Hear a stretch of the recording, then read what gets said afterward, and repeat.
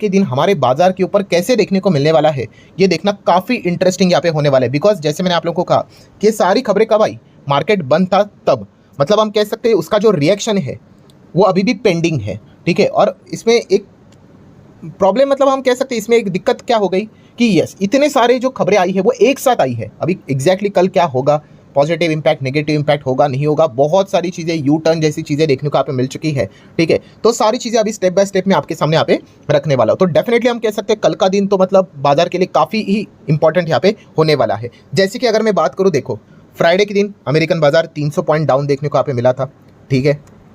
Then Nasdaq की अगर हम लोग बात करें तो नैस्डैक में तो ज़बरदस्त 2-2.25% की अच्छी खासी गिरावट हम लोग को देखने को मिली थी। अभी हमारा बाजार तो क्लोज ही रहता है, वैसे भी आप सब लोग पता है। गुरुवार के दिन भी जो रिएक्शन था वो भी हमारे बाजार फ्राइडे के दिन बंद था, तो उसका रिएक्शन आना बाकी है, तो ये एक पॉइंट हो गया।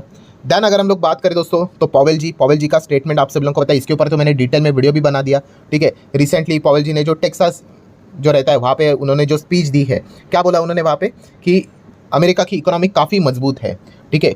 लेबर मार्केट काफ़ी स्ट्रांग है, ठीक है। जीडीपी काफ़ी अच्छी देखने को मिल रही है, इन्फ्लेशन विद इन कंट्रोल है, ठीक है। मतलब उन्होंने ये सारी चीज़ें बोलकर क्या बोलने की कोशिश यहाँ पे की है, उन्होंने एक हिंट देने की कोशिश की है। क्या हिंट उन्होंने दी है कि इकोनॉमी इतनी मजबूत है, मतलब समझ लो कि शायद से नेक्स्ट एफओएमसी की मीटिंग में फेड के ओर से शायद से रेट कट नहीं होगा, ठीक है। मतलब हम लोग ये यूजुअली मान के चल सकते हैं कि जो पॉइंट्स उन्होंने यहाँ पे बोले, क्या बोले थे यहाँ पे कि ये सारी चीज़ें अच्छी देखने को मिल रही है। मतलब federal reserve does not need to rush to lower interest rate, ठीक है। मतलब कोई जल्दबाजी यहाँ पे नहीं करेगा या फिर करने की जरूरत भी नहीं है फेडरल रिजर्व को, बिकॉज ये सारी चीज़ें अच्छी देखने को मिल रही है। इसमें से अगर कोई पॉइंट खराब अगर आया तो फिर शायद से हम लोग विचार करें रेट कट के बारे में। मतलब हम यूजुअली कह सकते हैं कि दिसंबर में जो मीटिंग यहाँ पे होने वाली थी, जहाँ पे चांसेस काफ़ी ज़्यादा थे कि रेट कट होगा करके, क्योंकि उन्होंने बोल के रखा था कि इस साल 50 का, और 50 का मतलब जो ऑलरेडी फर्स्ट 50 किया, उसके बाद उन्होंने और बोला कि ये साल खत्म होते होते और 50 का रेट कट होगा, उसमें से 25 वाला हो गया।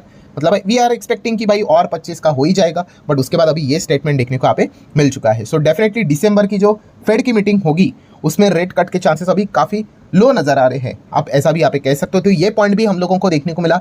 ये जो 3.5 दिन हमारा जो बाजार यहाँ पे बंद था, तो उसका रिएक्शन भी आना यहाँ पे बाकी है, क्योंकि अमेरिका में रेट कट होता है तो हम जैसे इमर्जिंग मार्केट के लिए काफ़ी अच्छी खबर होती है, ठीक है। क्योंकि वही का पैसा, विदेश का पैसा हमारे बाजार में आने के चांसेस काफ़ी ज़्यादा बढ़ जाते हैं, ठीक है। एंड अगर रेट कट नहीं होगा तो आप कह सकते हो कि पैसा शायद से यहाँ पे नहीं आएगा या फिर कम आएगा, तो ये एक पॉइंट देखने को मिल जाता है। तो इसका रिएक्शन भी आना अभी भी पेंडिंग है, ठीक है। तो ये दो चीज़ हो गई।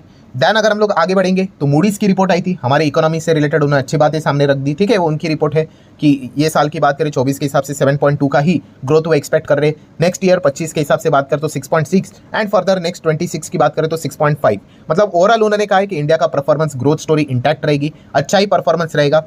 देन सीएलएसए की रिपोर्ट ने तो लिटरली हम कह सकते हैं कि तारुफों के पुल ही बांध लिए। उन्होंने तो बोल दिया कि सीधा ओवरवेट कर रहे करके 20% अलोकेशन पूरा इंडिया में यहाँ पे पैसा लगाना चाहिए करके फॉरेन प्लेयर्स ने। तो ये सारी बातें उन्होंने बोलकर यहाँ पे रखी हुई है। इंडिया के ऊपर इंपैक्ट इतना ज़्यादा नहीं आएगा, और इसके पीछे का मेजर रीज़न उन्होंने क्या दिया था, चाइना में देखा गया, पहले उन्होंने ही बोला था कि इंडिया का मार्केट अभी इतना खास नहीं, चाइना का मार्केट अच्छा है।